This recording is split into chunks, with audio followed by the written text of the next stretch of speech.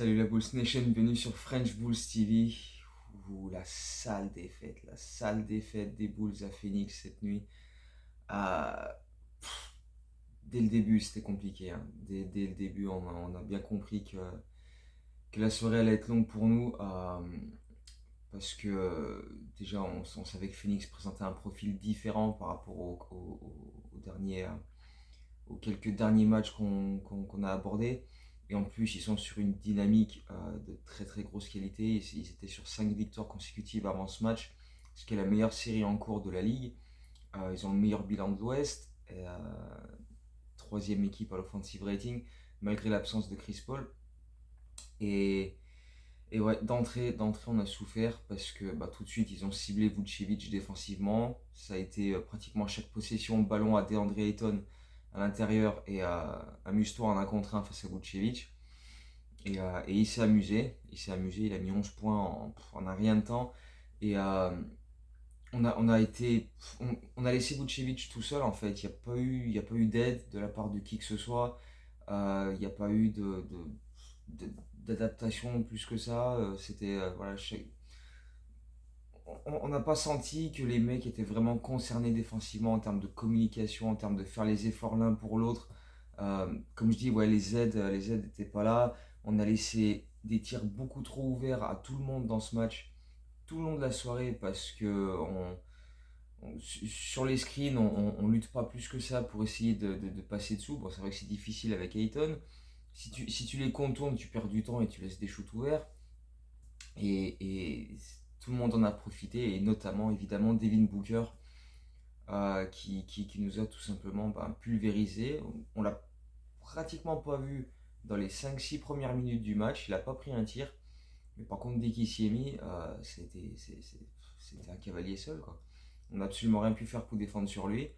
Euh, il a commencé à mettre quelques shoots pourtant bien contestés, et derrière ça l'a mis en feu, et il s'est retrouvé ouvert sur des pick and roll, sur des screens tout simples, et il a enchaîné dans absolument tous les sens. Dans le deuxième quart-temps, il nous a mis une misère pas possible, et c'est lui qui accentue l'écart et fait en sorte qu'on soit déjà à bien 10, 12, 15 points. Et il n'a pas arrêté derrière, quoi. Donc au final, il nous a mis une, une, une, une, une volée à lui tout seul, quoi. Il a mis 51 points avec des stats mais proprement hallucinantes. 51 points en 30 minutes, parce qu'il n'a pas joué après le troisième quart-temps, à 20 sur 25 au shoot, 6 sur 7 à 3 points, 5 sur 6 au lancer franc. Il a quasiment rien loupé. La plupart des shoots étaient trop simples de toute façon pour lui. On sait que c'est un excellent shooter. Il a bénéficié d'excellents screens depuis le milieu de terrain. Dès qu'il passait la ligne médiane, tu avais quelqu'un qui venait lui faire un screen, souvent Ayton. Et derrière, ça lui laissait 10 mètres d'espace pour manœuvrer. C'est exactement les mêmes screens dont bénéficie tout le temps Steph Curry quand il remonte la balle. Donc faudra pas s'étonner vendredi soir, hein, parce qu'on on est à Golden State vendredi soir. Ça va être la même. Ça va être la même. Curry va nous mettre une misère, mais pas possible, parce que même chose, il va bénéficier des mêmes systèmes, plus son jeu sans ballon, et, et on va lui courir après, et comme tout le reste de la ligue d'ailleurs, hein, parce si Golden State n'était pas en termes de victoire-défaite sur un gros bilan en ce moment, sur ce début de saison, ça reste champion en titre. Par contre, Steph Curry, il est sur une saison, sur le plan statistique, c'est quelque chose d'assez faramineux. Donc, ouais, ça peut très très vite mal se passer vendredi soir, une fois de plus, parce qu'ils nous ont déjà mis deux bonnes crevées l'an dernier, et il n'y a pas de raison que ça change vendredi soir. Mais bon, en parlant des déplacements sans ballon, dans le deuxième quart-temps, ce soir, j'ai vu Zach Lavine plusieurs fois essayer t'avais Vucevic, tête de raquette, ou légèrement sur le côté, qui avait la balle en main, qui cherchait Zach, et Zach cherchait à se décaler, à paumer son vis-à-vis, à essayer de se démarquer. Il a fait des courses dans le vent, dans le vide. Le truc, c'est que quand Steph fait ça, t'as les mecs qui savent où être pour faire deux screens pour le libérer, sauf que là, personne n'a fait quoi que ce soit pour qui que ce soit. Donc c'était un peu des mouvements dans le vent, et c'était c'était voué à l'échec, quoi. En deuxième mi-temps, on a quand même réussi à un peu plus attaquer le cercle, avec de bons drives, quelques pick and roll vite fait, mais surtout voilà, les attaques du cercle de nos arrières avec de Rosanne, avec Caruso un petit peu aussi, euh, Ayo, Zach. On a obtenu pas mal de lancers francs, ce qui nous a laissé dans le match plus ou moins, parce que bon, on revenait à moins 15, moins 18, donc voilà, c'était pas non plus.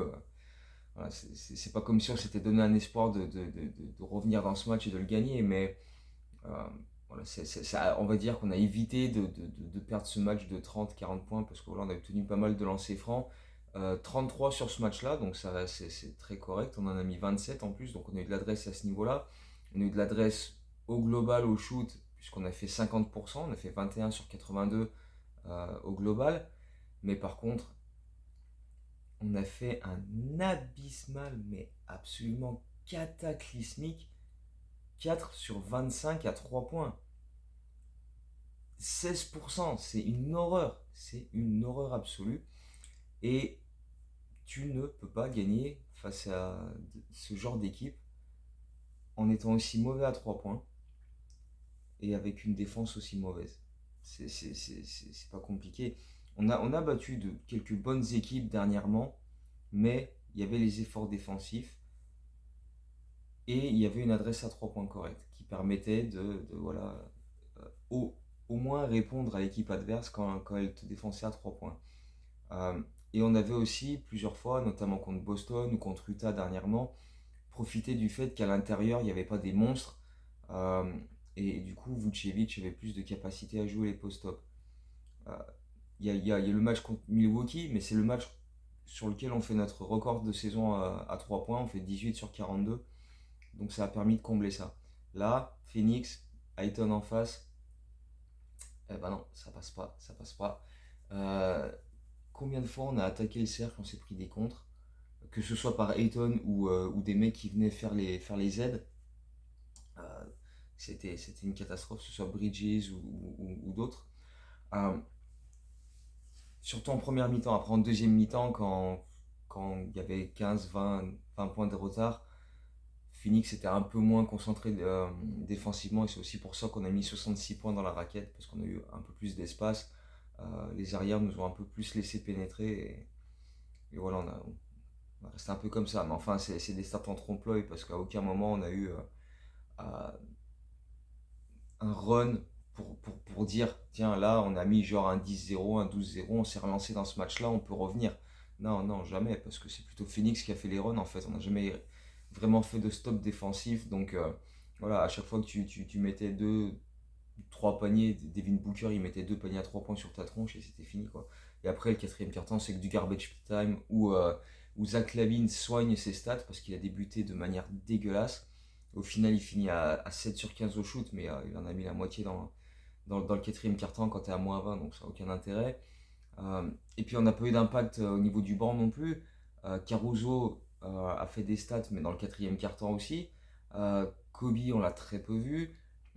Javonte Green, Dragic, euh, Drummond un peu vite fait, il a pris quelques rebonds, quelques coups en défense, il était bien placé, il a dévié des trucs, mais, mais notre banc a été sans énergie, sans impact, sans adresse, il manquait trop de choses dans ce match-là pour rivaliser, quoi.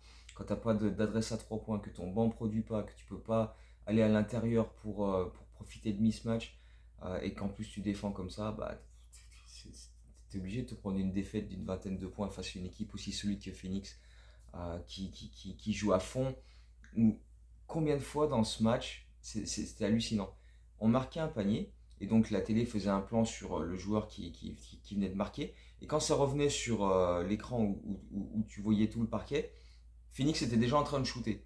Remise en jeu, longue passe, shoot. Remise en jeu, longue passe, shoot. Remise en jeu, longue passe, shoot.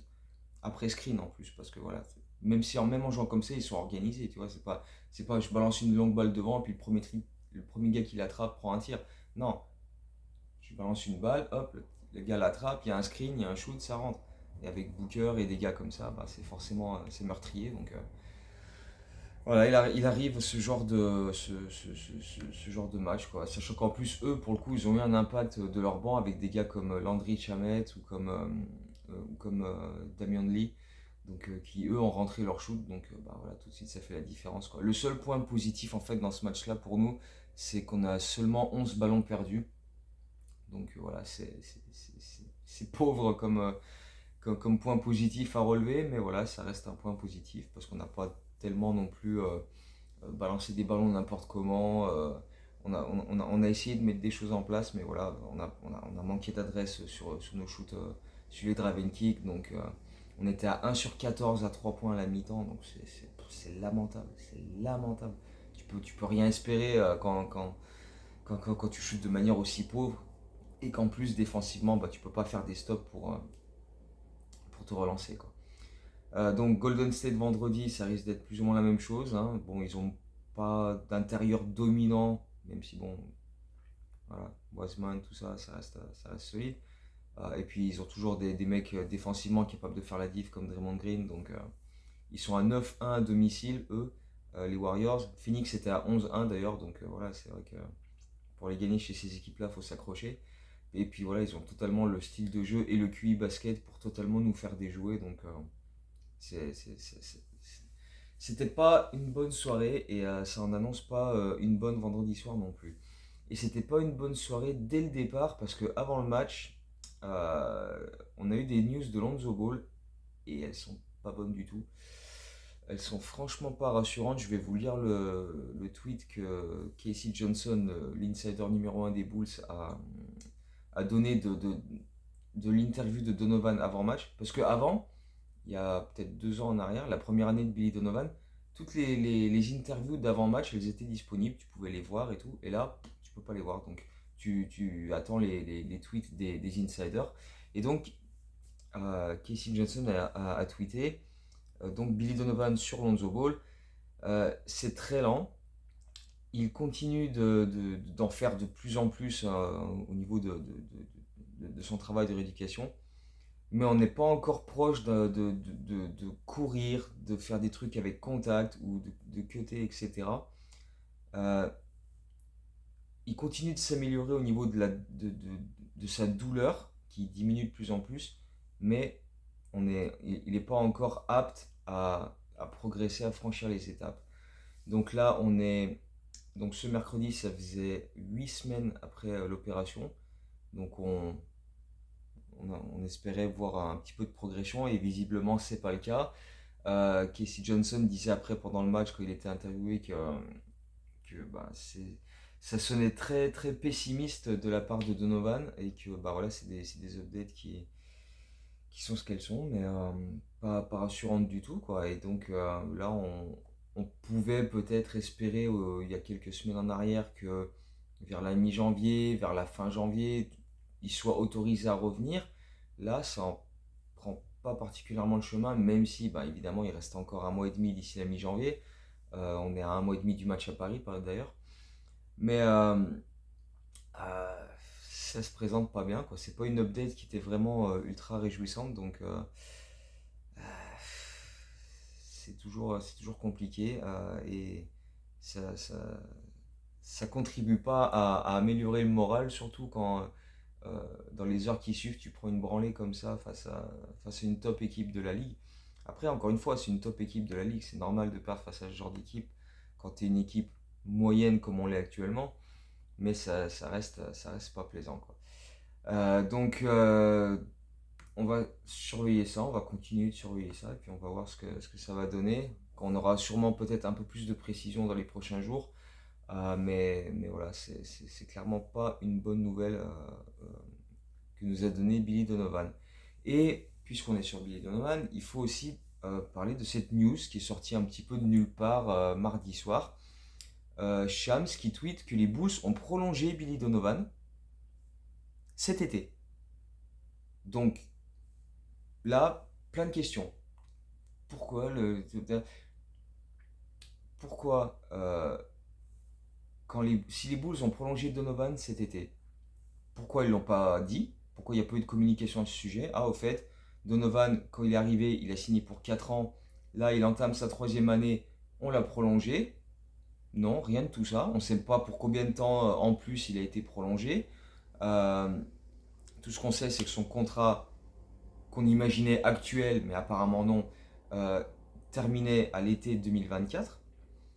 Là, apparemment, donc il a été prolongé, mais les Bulls n'ont rien dit sur ça. Et Shams, plein milieu, comme ça, là, fin novembre.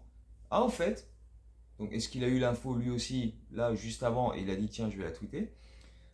C'est très bizarre comme timing, si c'est pas le cas. Et ouais, donc ça laisse un peu interrogatif sur prolonger Donovan. Mais on est au courant 3 mois après par un mec qui n'est même pas un insider de l'équipe, mais insider NBA au sens plus large, et qui sort ça comme ça en pleine nuit. Toi, t'es là, on a battu Utah, c'est cool. Ok.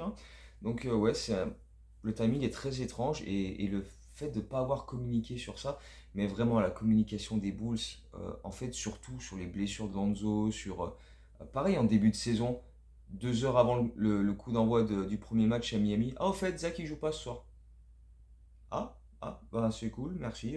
Tu sais, toi, t'es là, tu te hype pour le début de saison. Allez, c'est cool, enfin, la saison elle reprend, ça va être génial.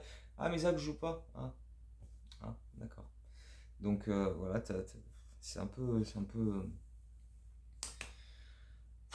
c'est compliqué. C'est vraiment, vraiment pénible parce que c'est le genre de communication qu'on avait avec Garpax. Et, et quand tout ça, ça a changé, tu te dis, on en a fini avec tout ça. Mais non, visiblement.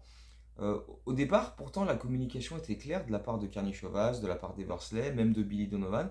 Et là depuis quelques temps, c'est en train de chuter de manière assez affreuse. Donc,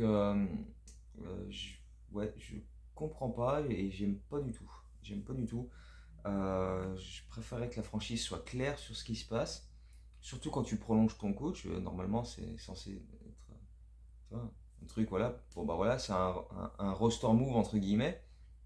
Tu l'annonces direct, quoi. C'est pas 3 mois après par un gars qui est pas un insider de l'équipe que c'est censé sortir. Mais enfin, c'est étrange. Donc j'espère qu'on aura plus d'infos prochainement sur le pourquoi, sur comment, sur combien d'années, le montant, etc. Et qu'on puisse déchiffrer un peu ça. Parce que c'est pas tant le fait de prolonger Donovan en lui-même, parce que j'ai pas trop de problèmes avec ça. Même, même si bon, il y en a qui vont retrouver à redire et il y aura des trucs à redire forcément. Mais ouais, c'est l'apprendre 3 4 mois plus tard. Bon, ok. C'est pareil avec Lonzo, tu vois, pendant tout l'été, on espère qu'il sort au training camp, puis 3 jours avant le training camp, oh non, mais il va se faire opérer en fait. C'est gentil, merci Arthur, ça fait toujours plaisir. Donc voilà, communication de plus en plus désastreuse de la part des Bulls, et on a l'impression d'être revenu à l'époque Garpax où ils te sortaient des trucs absolument lunaires. Donc ouais, j'aime pas du tout la direction que c'est en train de prendre à ce niveau-là. Donc on va espérer que ça change très très prochainement. Et pour finir sur une note un peu moins catastrophique, un peu moins hardcore, on va parler de Chandler Hutchison, dont j'avais déjà parlé dans une vidéo il y a pas longtemps parce qu'il avait joué, enfin il avait joué même pas, non? Il était dans l'effectif d'une équipe de G-League que les Windy City Bulls avaient affronté 2 soirs de suite et il n'avait pas joué. Il vient d'annoncer sa retraite à 26 ans parce que, voilà, enfin, en gros, il a annoncé qu'il arrêtait le basket, quoi, parce que je sais pas si c'est un problème de blessure chronique ou je sais pas. Toujours est-il que ben, ça reste un joueur qui aura été très régulièrement blessé quand il était chez nous, qu'on a tradé à Washington et qui s'est ensuite bien foutu de la gueule des Bulls avec son post sur Instagram.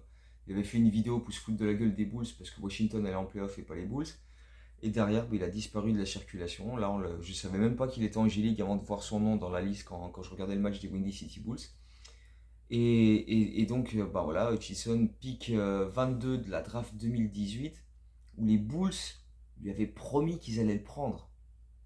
Gar Forman lui a dit, arrête les workouts, on te prend, pas de problème, bas les couilles des gars derrière, c'est toi qu'on va prendre avec notre choix 22.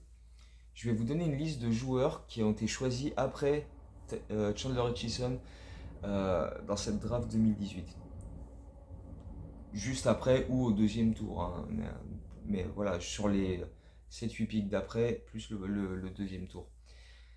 Anthony Simmons, Robert Williams, Javon Carter, Jalen Bronson, Devontae Graham, Mitchell Robinson, Gary Trent Jr., Jared Vanderbilt, Alize Johnson, Shake Milton, ou même encore. Euh,